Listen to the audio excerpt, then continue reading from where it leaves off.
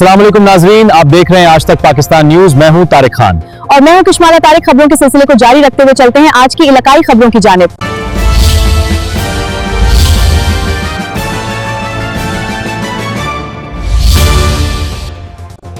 फैसलाबाद मिल्लत चौक Sheikhupura road अजीज फातिमा अस्पताल के करीब अरसा दराज से ट्रैफिक सिग्नल की सहूलत से महरूम मकाम पर अब बहाली का काम जारी है। इलाका मकीनों और शहरियों के लिए इस पेश रफ्त को ट्रैफिक की रवानी और सड़क पर नज़्म व ज़ब्त के हवाले से अहम करार दिया जा रहा है।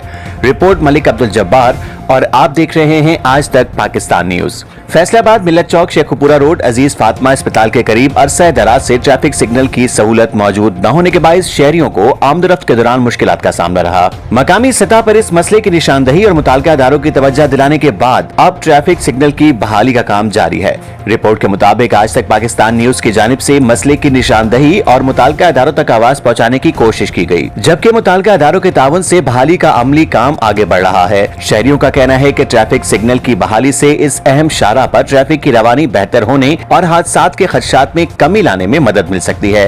अगर इसी तरह शहरी मसाइल की निशानदही के बाद मुताल्लिका इदारे बर वक्त अमली इक़दाम जारी रखें तो शहर के मुख्तलिफ इलाकों में ट्रैफिक और दीगर शहरी सहूलियात के हवाले से नुमाया बेहतरी लाई जा सकती है।